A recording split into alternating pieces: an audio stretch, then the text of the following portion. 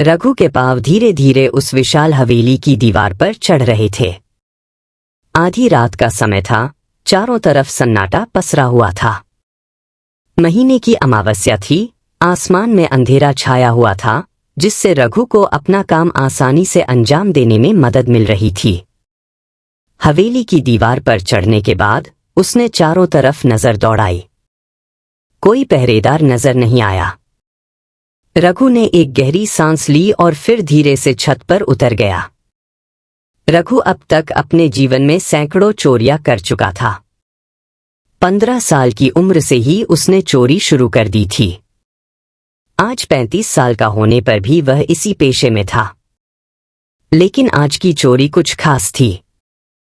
यह शहर के सबसे अमीर व्यापारी सेठ नारायण दास की हवेली थी।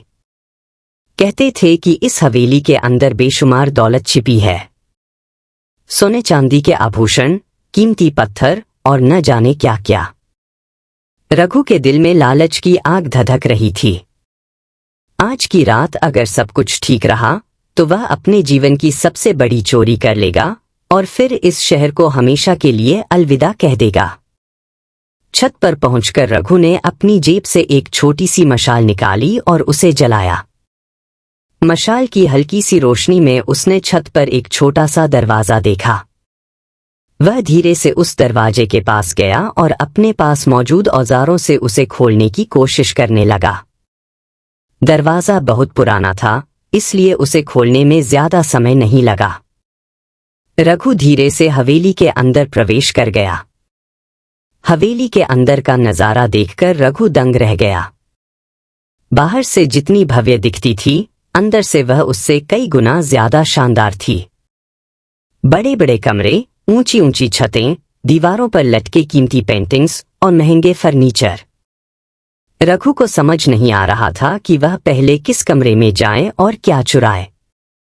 उसने सोचा था कि वह सिर्फ कुछ कीमती चीजें चुराएगा, लेकिन यहां तो हर चीज ही कीमती लग रही थी। वह धीरे धीरे अंदर बढ़ने लगा। सावधानी से कदम उठा रहा था ताकि कोई आवाज न हो। हवेली में सन्नाटा था, सिर्फ दूर कहीं घड़ी की टिक टिक सुनाई दे रही थी। रघु एक एक करके कमरों में झांक रहा था। अचानक उसे एक कमरे से सोने चांदी की चमक दिखाई दी। उसकी आंखें चमक उठीं। वह उस कमरे की तरफ बढ़ने लगा। कमरे में प्रवेश करते ही उसका मुंह खुला का खुला रह गया। कमरे के बीचों बीच एक बड़ी सी अलमारी थी, जिसमें सोने चांदी के आभूषण, हीरे मोती और न जाने कितने कीमती पत्थर रखे थे। रघु का दिल जोर जोर से धड़कने लगा। इतनी दौलत उसने पहले कभी नहीं देखी थी। उसने अपने पास लाए हुए थैले को निकाला और जल्दी जल्दी उसमें आभूषण भरने लगा। तभी अचानक उसके पीछे से एक आवाज आई, कौन है वहां? रघु चौंक गया। उसका हाथ रुक गया। उसने धीरे से पीछे मुड़कर देखा। एक छोटा सा बच्चा दरवाजे पर खड़ा था। वह कोई 7-8 साल का होगा। अपनी हल्की सी नींद में बच्चे ने शायद कुछ आवाज सुनी थी और उठकर देखने आया था। अरे, तुम कौन हो अंकल? और इतनी रात को हमारे घर में क्या कर रहे हो? बच्चे ने निर्दोष भाव से पूछा। रघु का दिल जोर जोर से धड़क रहा था। वह क्या जवाब दे?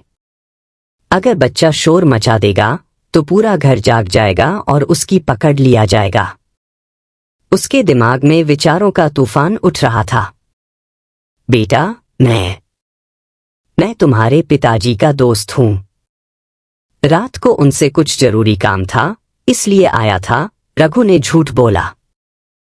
बच्चे ने उसकी बात पर विश्वास नहीं किया। लेकिन आप तो चोरी कर रहे थे। मैंने देखा, आप दादी के जेवर अपने थैले में डाल रहे थे। रघु का चेहरा पीला पड़ गया। अब क्या करे? क्या वह बच्चे को डराए या फिर उसे चुप कराने के लिए कुछ और करे? पर वह एक बच्चे को नुकसान नहीं पहुंचा सकता था। देखो बेटा, मैं सच बताता हूं। मैं एक चोर हूं। मैं तुम्हारे घर से चोरी करने आया था। रघु ने स्वीकार किया। बच्चे की आंखें फैल गईं। आप चोर हैं? पर चोर तो बुरे होते हैं। आप तो अच्छे लग रहे हैं। रघु बच्चे की बात पर हैरान रह गया। वह क्या जवाब दे? उसने अपने आप को कभी अच्छा नहीं समझा था। वह तो बस एक चोर था, समाज की नजरों में एक अपराधी। नहीं बेटा, मैं अच्छा नहीं हूं। मैं एक बुरा आदमी हूं जो दूसरों की चीजें चुराता है, रघु ने कहा। बच्चा थोड़ा सोचने लगा। फिर बोला, पर आप बुरे कैसे हो सकते हैं? पिताजी कहते हैं कि जो सच बोलता है वह हमेशा अच्छा होता है। आपने तो मुझसे सच बोला। बच्चे की बात सुनकर रघु के दिल में कुछ हलचल हुई। उसने अपने जीवन में कभी सच नहीं बोला था। हमेशा झूठ, धोखा और फरेब। लेकिन आज पहली बार उसने किसी से सच बोला था, और वह भी एक बच्चे से। बेटा, तुम्हारा नाम क्या है? रघु ने पूछा। मेरा नाम विशाल है, बच्चे ने मुस्कुराते हुए जवाब दिया। अच्छा विशाल, तुम अपने कमरे में जाओ और सो जाओ। मैं यहां से चला जाऊंगा, रघु ने कहा। पर आप चोरी किए बिना कैसे जाएंगे? आपको पैसों की जरूरत है ना? विशाल ने पूछा। रघु दंग रह गया। इस बच्चे की सोच इतनी गहरी कैसे हो सकती है? हाँ बेटा, मुझे पैसों की जरूरत है। मेरी पत्नी बीमार है और उसके इलाज के लिए मुझे बहुत पैसे चाहिए। मैं काम की तलाश में था, लेकिन कहीं काम नहीं मिला। इसलिए मैंने चोरी करने का फैसला किया, रघु ने एक बार फिर सच बोला। विशाल कुछ देर चुप रहा। फिर बोला, अंकल, आप थोड़ा रुकिए। मैं अभी आता हूं। इससे पहले कि रघु कुछ कह पाता, विशाल वहां से भाग गया। रघु को लगा कि शायद वह अपने पिता को जगाने गया है। उसका दिल जोर जोर से धड़कने लगा। वह जल्दी से वहां से भागना चाहता था, लेकिन उसके पैर जैसे जम से गए थे। कुछ ही देर में विशाल वापस आया। उसके हाथ में एक छोटा सा गुल्लक था। अंकल, यह लीजिए। इसमें मेरे सारे पैसे हैं। पिताजी हर महीने मुझे पॉकेट मनी देते हैं, मैं उसे इसमें बचाकर रखता हूं। आप इससे अपनी पत्नी का इलाज करवा सकते हैं, विशाल ने गुल्लक रघु की तरफ बढ़ाते हुए कहा। रघु स्तब्ध रह गया। उसकी आंखों में आंसू आ गए। एक छोटे से बच्चे ने उस पर इतना बड़ा एहसान कर दिया। उसने अपनी पूरी गाढ़ी कमाई रघु को दे दी, बिना किसी स्वार्थ के। नहीं बेटा, मैं तुम्हारे पैसे नहीं ले सकता, रघु ने कहा। प्लीज अंकल, ले लीजिए। आपकी पत्नी ठीक हो जाएगी, विशाल ने आग्रह किया। रघु के दिल में कुछ टूट गया।